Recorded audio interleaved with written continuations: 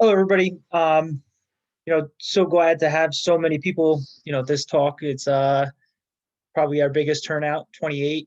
We're going to be covering a couple things, talking about the issues that arise, and we're going to be looking at a bunch of frames that I'm carrying my iPhone, taking photos of my bees while I'm working my bees in the bee yard. So my name is Pat Harrison. I'm a beekeeper in northern New Jersey. I keep about 200 hives. Most of those hives are in more rural northwest New Jersey. And then about 25% of them are in backyards, keeping bees for people, like a high-end aquarium in a doctor's office. It's your bees, it's your honey. I'm the beekeeper for clients around suburban New Jersey. I'll go ahead and share my screen. I'm calling this Understanding the Signs. Let's get into it. So I already said this, but we're going to be looking at some frames and photos of bees and talking about what's going on, what may have caused it, what needs to happen going forward to correct whatever issues that we're looking at, and what it would mean if that issue was happening at a different time of year. Some things are a bigger issue if they happen in fall versus May, and vice versa. So we're going to address that. So here's our first photo. It's May 15th. Our past management. I fed about a gallon of 1-to-1 sugar syrup. I added honey supers on April 4th. Those honey supers had drawn comb, so they were given ample room. On April 4th, I would have normally equalized all of the hives in that colony, meaning I would make all of the hives equal in numbers of bees and frames of brood. I was not able to do it with this colony, though, because this colony was in all medium equipment, and the rest of the hives in that apiary were in deep equipment. So I couldn't equalize them. So they were left to be a bit stronger than I would have normally liked them to be. So what do we got going on here? We definitely have a ton of swarm cells. After picking this box up, this is the second or third box in the brood nest, and all these peanut-shaped cells are developing swarms. I have photo number up in the top left hand. So if you would ask a question, you can use that. Also put slide numbers into this PowerPoint, and to make a note, I have a question about slide number 3, so I'd be able to go back. So that the slide number is on all the slides. So what can we do with all these swarm cells? What's the action we can take today? We can take those cells, take those frames out of this hive, and make some splits with it. Meaning I have 1 frame, 2 frame, 3 frames, maybe even 4 with cells on them. I can break those, put each of those frames into its own box with its own bottom board and lid, equally dividing all of the other frames of bees and brood of the colony. And now I have four colonies that would then have that queen emerge, mate, and I have a small functioning colony. Also that day, I'm gonna do a quick inspection of the other hives in that bee yard. This bee yard was an apiary of about 20 hives. So I just did a quick inspection, picking up boxes to see if I made the same mistake with the other hives. What ended up happening was actually really wild. As I put this box back onto the hive and went to my truck to grab another couple bottom boards and lids, and they actually swarmed while I was just like the 5 minute walk, and they were in the trees. So I caught that swarm and I made some splits out of the cells. Um, so it was really interesting how it went from 0 to 60 in that in almost 5 or 10 minutes in swarm preparation. I didn't hear them; they weren't loud when I was picking this box up, and so that is what I would have done. What I should have done is I really wish all my hives in that apiary was in the same size, same type of equipment in all deeps, um, for the brood nest, so that I could have equalized them. There was a hive in that apiary that could have used a frame of brood or two, and it would have knocked back this hive that swarmed and brought up the hive that really didn't make a lot of honey. Um, so hives that come out of the winter as perfect tens swarm like this one. Hives that come out of winter as fives don't really make enough honey. You take some resources out of the 10, you give it to the 5. Now you have 2 8s, and you have 2 colonies that are making honey. So here we go, photo 2. We have a frame here. We have some cap brood, and we have nothing in the middle. This is the top box um, of a double deep brood nest. I took off some honey supers, and same management plan where I fed a gallon of syrup. I put on honey supers April 4th.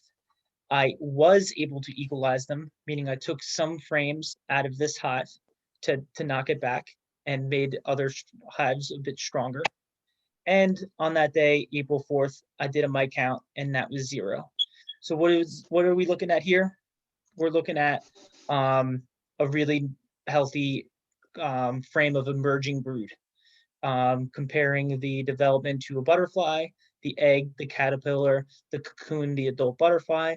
We have the egg, larva, capped brood, and then the old honeybee. We have our adult honeybees emerging from these cells in the middle, and then the younger ones on the outside, so, soon to be emerging. So that queen started in the middle, started laying eggs in the middle of the frame, and in circles started laying eggs, and then got to the edge, and um, that's the youngest capped brood. If I came back a day or two earlier, it would have been all capped cells. So what do? We do nothing. We take a good photo. We make sure that the honey supers that are on there, they have enough room, that they don't need another one. Another one meaning they don't need another box of drawn comb, a place to put nectar. And what I actually ended up doing was I put a box of foundation between right above the brood nest to have them draw that out. So, minimizing swarming, getting a box of foundation out of it. But this was a good, healthy colony. This is a good frame, good photo, good day. So here we have if you look in the middle, we have a bunch of eggs in each cell. We have 1, 2 eggs on the side wall of this hive. Honey supers were added in April. The hive seemed queenless in May 20th. I gave a frame of eggs about that time. In June, they seemed to be queen right, meaning they seemed to have a queen. And this was about August 10th. I wouldn't be writing dates down because I was trying to work off a memory with this August and this May and this June, but I do remember it was about a month later that I looked and it seemed queenless. So that's why I'm saying June. So it would be the end of June that they seemed to be queen right. Um, but what is happening if they seem to be queen right? Um, well, what happened was I was wrong, and they were not queen right in June, and we have a case of laying workers, and that's when there's not been a queen in the hive for a certain amount of time, and the workers' ovaries um, turn on and they start to lay non-fertile, um, non-fertilized eggs. Um, these eggs would develop, if at all, into um, drone brood, and those drones probably wouldn't be strong enough to mate with anything, but it's kind of like a last ditch effort for the spread of the genetic material on for next generation. What I could do is I could give them a nuke, 5 frames of bees and brood with an egg laying queen. I'd probably shake all the bees out of the hive, right in front of the hive, having um, and probably put a robbing screen on it, so the bees really need to pass go and pass through that nuke to get it checked out to see if they'd be allowed back in. The ones that have developed ovaries would be would not be allowed to enter or be beat up by other nurse bees inside that nucleus colony. Another thing I can do is I can combine it with other hives, taking each of these boxes and using that box as a honey super, um, shaking all the bees out of it first. Um, in that honey super, that those eggs would emerge, and they would just be kind of they would join the population of that colony. Um, what I did was I did just that. I August 10th. This was in a yard that it was, still on a pretty strong nectar flow in Northwest New Jersey. And I harvested honey that day, and I added all the boxes onto other colonies above a queen excluder, um, for those strong, healthy colonies to put nectar and put honey into these frames. This is obviously an extreme zoom in on the laying workers, but it's key to be looking at, um, the side. The egg is on the side here. There's a ton of eggs in each cell. You should be able to say that there's an issue just by that egg, being on the side of the cell and not dead center in the middle. So photo 4, really issue 4 that we have here. If you look at really all of the bees in this frame, they kind of just seem like I sprayed them with like a gloss paint. All of them look a little shiny. So that was like the first thing that I noticed what was up with this. So that's like the reading the frame issue. This should raise some eyebrows. You want to dig deeper when you see bees that are just off, um, here, and that's a gut feeling. I don't know how other way to describe it, other than they were just kind of a little glossy. Um, I harvest honey in the beginning of July. This particular apiary goes into a dearth probably when I was harvesting honey into August 10th. It was, it's then there's a little bit of a knotweed honey flow end of August. In July, I had a mite count, a varroa infestation rate of 3%, which is particularly high. That is 9 mites per 300 bees. But because we were in the dearth, we kind of just wrote it off as they were a bit broodless. So we were seeing more mites per 300 bees, as the phoretic mites, because there was less bees able to hide in the brood. And We did a formic treatment towards the end of July when the weather permitted, where we had 80 degrees for about 3 days. And then we started to feed sugar syrup in the beginning of September to get them heavy for the winter. So what is happening? Well, we dug deeper.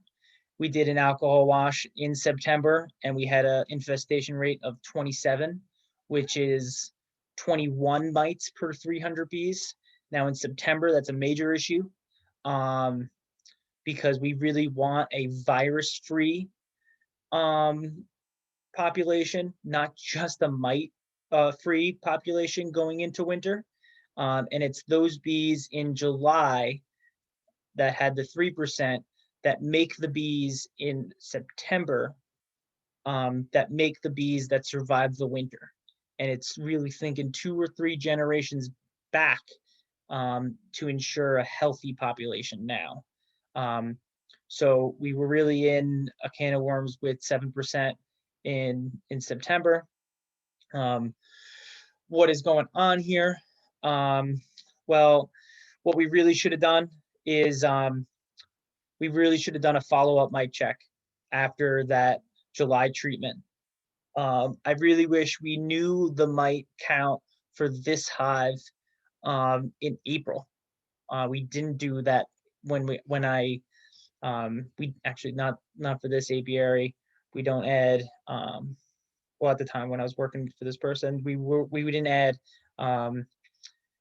honey supers on early, so we didn't do a mite count in April. I really wish we were able to see that mite count. You know, in hindsight's 2020, I would have wished we saw what the mite count then, because if we saw 2 or 3 mites per 300 bees in April, that means a lot of trouble because there's much more brood in the hive. So meaning there's only one phoretic mite, one mite that's on the bees for every 4 that's inside the brood. And 1 or 2 mites in April would have gave us the foresight of saying we're probably going to have a 3% in July and a 7% in September. So we would have seen that, and that's something that I'm adjusting this year. You know, lesson learned. I'm testing every single hive in the beginning of April for mites, because when I put those honey supers on, so to figure what's going on out. What could we do today? We could put in Apivar or Formic Pro. Because we were feeding sugar syrup, we went with Apivar. We put Apivar in. You're not allowed to feed while treating with formic acid, so we went with the Apivar. If I had it at the time, I probably would have done an oxalic acid vaporizer and then the Apivar, but didn't have that at the time. Oops.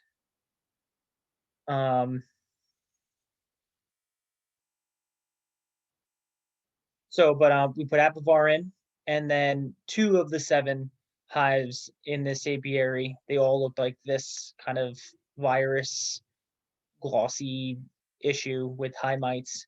2 of the 7 died over winter. So it's not 100%, but it really was our lowest performing yard in terms of winter losses, being that it's 1 out of 7. Every other apiary had much better ratios, if not 100% survival. Actually, I think in the entire operation, we lost 2 hives, and the 2 hives were from this apiary. So, reason I put this on here was, to get that, to understand what a healthy bee kind of looks like, get that gut feeling going for you.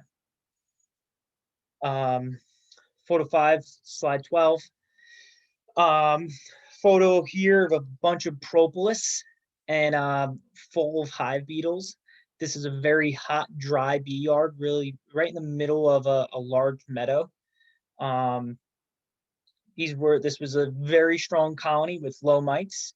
There was a stick was actually a piece of the wood chips that you see in the background that was right on top of the frames, and there was like a bit of space there that when the inner cover was put down, it didn't sit nicely. And I threw the outer cover on, so there was a lot of space. So they propolized all that up. In the propolis, they handled the hive beetles themselves. Now this is a New Jersey thing. I know there's all kinds of issues down in the South, and there's a couple Southern beekeepers on here that in New Jersey we don't have a hive beetle problem if your hive is strong. A New Jersey hive will handle hive beetles by themselves. You only see hives getting slimed by hive beetles if they were already suffering from other ailments. So the thing to do is nothing. Take a good photo, because this was pretty cool. I would also, if I was in the cosmetic business, if I was somebody that sold propolis, maybe I would have made a note saying that this queen, produced a lot of propolis. But I don't make propolis. I make honey. So I didn't bother. So photo 6, slide 12, 14, sorry. We have some drone brood popping out here. The pest management is unknown. This was in the middle of June-ish. Don't know 100%, so I'm just saying I said the 15th. The open cells that are on this frame, there was some with 2 and maybe even some more on the walls of the cell. And we only had drone brood in this hive. There was no instance where there was any worker brood in this colony. So if you're not saying it in your head right now, you should be, because we've already faced this issue and we have a case of laying workers. Laying workers only producing drone brood. That was a hint.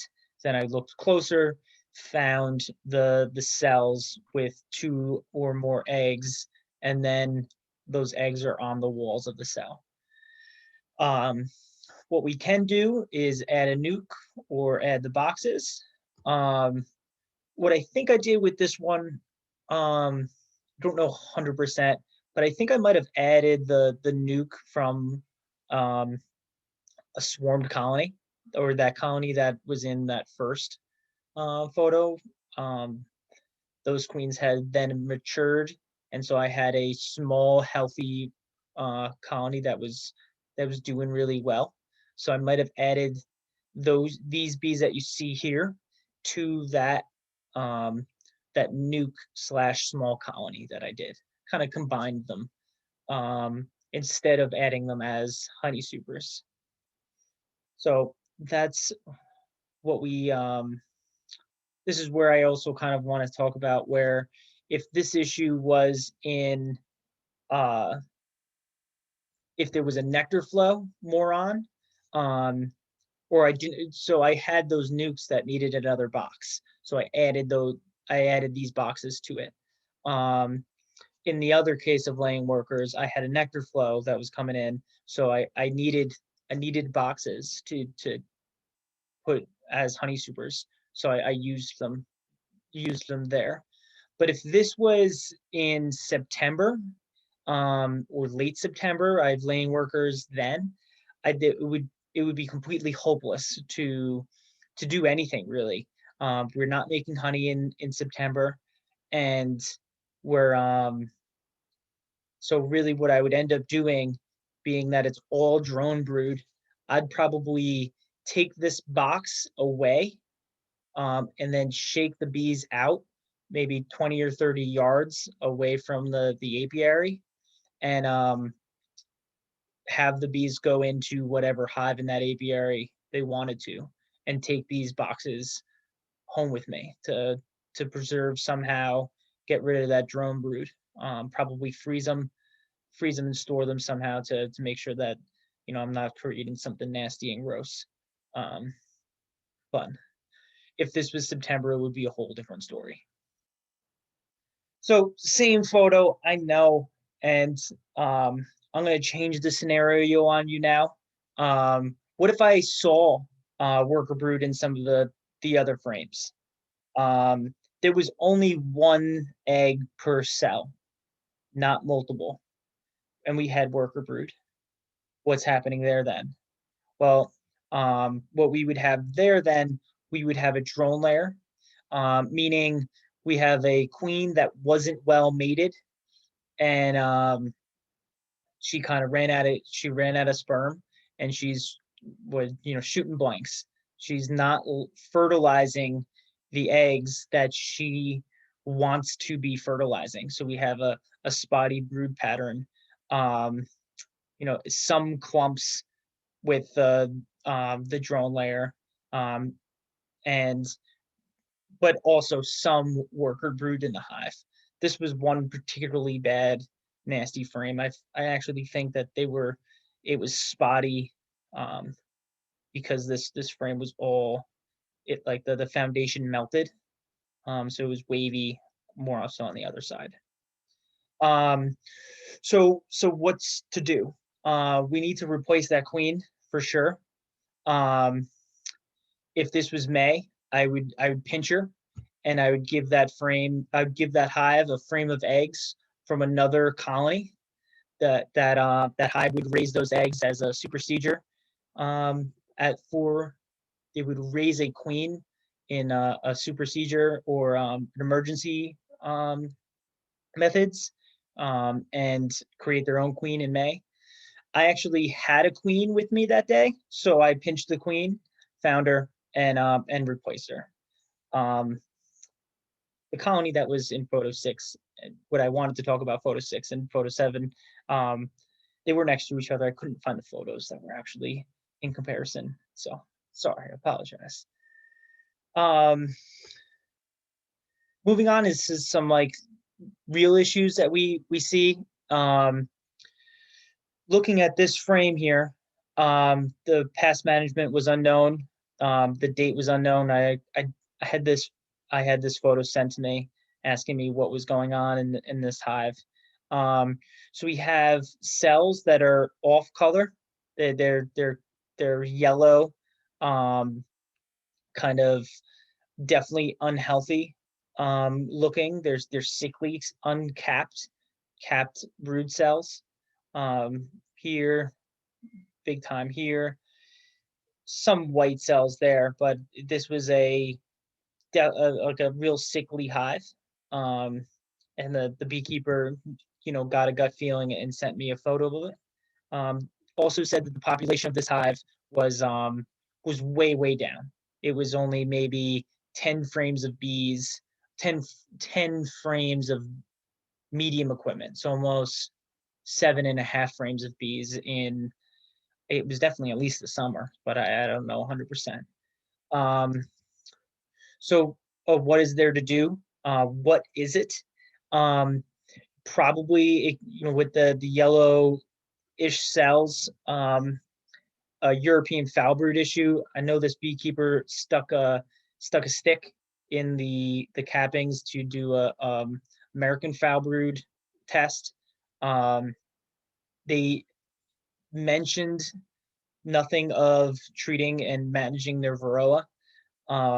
So it could have, been a symptom of like a varroa virus issue. EFB showing up in the hive because it's so knocked back. So it's kind of like a problem because EFB is showing up because it's unhealthy already.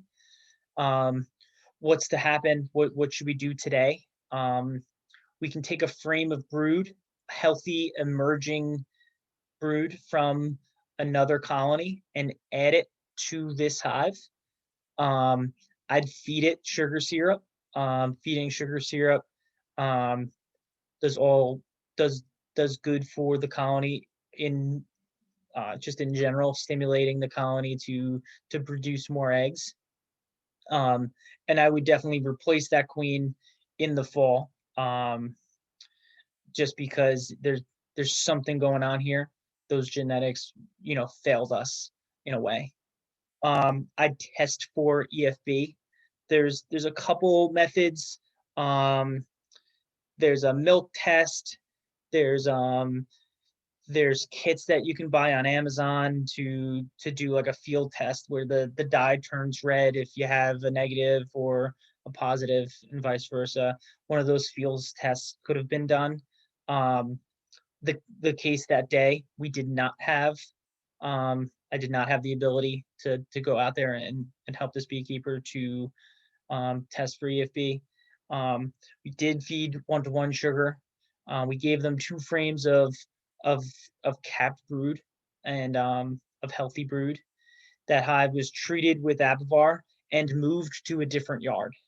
So it was moved out of this yard that had other hives and into kind of a quarantine yard, to keep it away from other hives. What if it was an American foul brood issue? We wouldn't want this hive being robbed out because it's the only one being fed in the yard, and it going to other hives. I included this photo of capped brood that I purposely uncapped, and they're just pearl milky white, healthy capped brood cells, where this cell here is yellowish, and obviously, when you compare the two, there's something up with this one. So I just included a healthy capped brood. No, it's really supposed to be photo 9. So what are we looking at here? We have emergency cells on a frame, and a frame in August. So it's hot out. Pest management. In July, we harvested honey from this hive. In July, we put on Formic Pro. And that Formic Pro being only a couple months away, we're back here in August to back here in August, we found that this hive was queenless.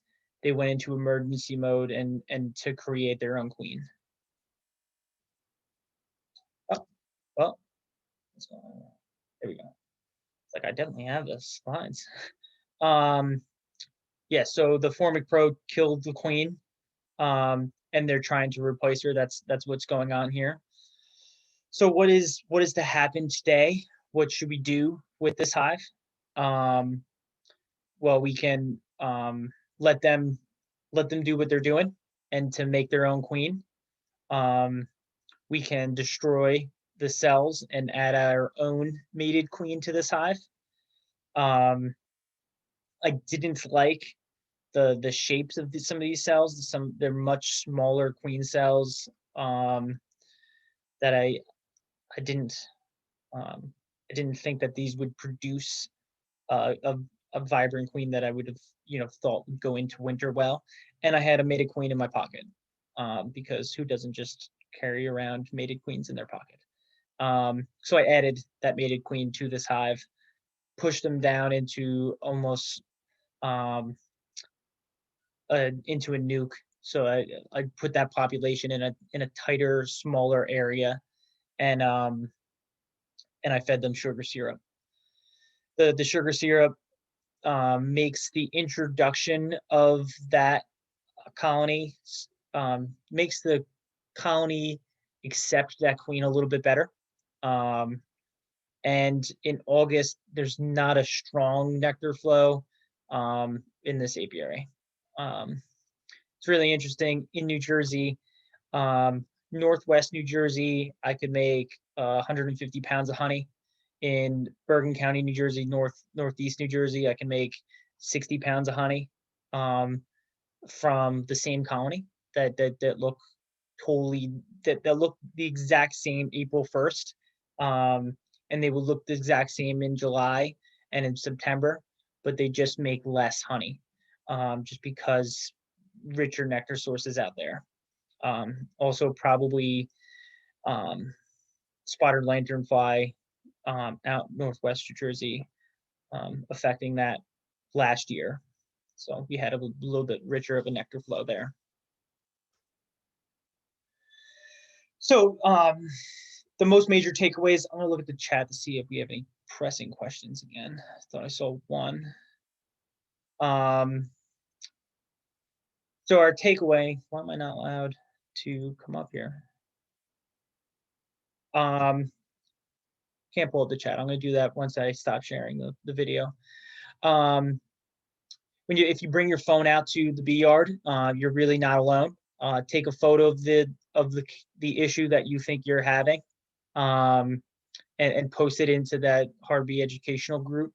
Not to exclude anybody, but I'm really trying to keep that into, the New York metropolitan area, just because, there's going to be a lot of outside questions that I think would confuse first-year beekeepers. There's your local meetings. For us, it's the NJBA, that keeps you up to date on, your local, what you should be doing that time of year. Take photos, take good notes when you're in the bee yard, and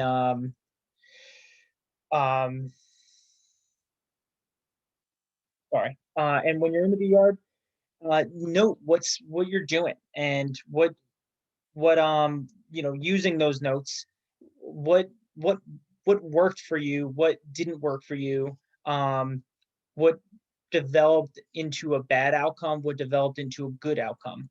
So that last photo of the super seizure cell, I put the Formic Pro on when it was really at its limit of 80 degrees, if not, I think the label says 85 degrees, and maybe I was pushing it. Maybe I was pushing it to that 85 degrees, or maybe I was pushing it to the 80 degrees. I don't want to be quoted on what the label says here, but I had a bad outcome, and I know the temperature was a part of that. So using my notes, I'm not putting formic acid on unless I'm secure and I'm sure that the weather will permit for safe treatment and not kill my queens. How old was that queen that died? Having a note on, that queen was a third-year queen. All my third-year queens get knocked out by my formic acid. So maybe I have to replace my queen a little earlier. My young, vibrant queens survive my formic acid treatment a little bit better. And that's learning from the good and bad outcome. Kind of getting into the precision agriculture topic that John Gott's going to cover on April 8th. Taking good notes when you do your inspection, and 4 things when you go out to look at your bees. This being a first-year beekeeping short course, you want to review the last 2 inspections that you had. So what did you do the last time and the time before that? Just refresh yourself on the last time. You want to know what you're going into the hive to do and to look for. So are you doing a mite wash that day? Are you looking to see if they have enough space to store honey and nectar? Are you looking to make sure that they're heavy enough, preparing for winter and getting them heavy, making sure that they have those winter stores? Things that you want to record that I just record when I work bees for the day. The date, obviously, the weather. If I have a day where all my bees are real hot and they're not tolerating me there. Well, if it was cloudy and 45 degrees, well, and they were a bit stingy, then it's not really that they're hot hives, it's the weather. So I'm I'm not gonna take those hives out of the population, replace those queens just because of that one day. And anything that you might have, like if the glossiness of those hives on, on hive number 2. That's something that, when I take a photo, I'll put my hand up in sign language of photo 1, 2, 3, 4, 5, 6, 7, 8, 9. And I'll note like, oh, photo 9 is this, and I'll note in my notebook what I'm looking at. And then when I'm done for the day, I'll write what I plan on doing the next time I come to my hives. What's the next task? When is that going to be, and what I'm going to be looking for? And that will all tie into, task number 2 the next time we're here. So I'm going to turn it over to questions. I'm definitely going to open this chat. I'm going to stop recording, but this program was made free through the sale of honey and candles, through my online store and in small shops in the New York metropolitan area. That's www.harbee.net. I have that educational group on Facebook for New York metropolitan, New Jersey beekeepers, in my email, pat@harbee.net. And this is Hank. He wants everybody to buy honey, and it's supporting. By buying honey is going to allow me to bring beekeepers like John Godin next time, and things like that. So I'm gonna stop recording. How do you do that? I'm gonna stop share.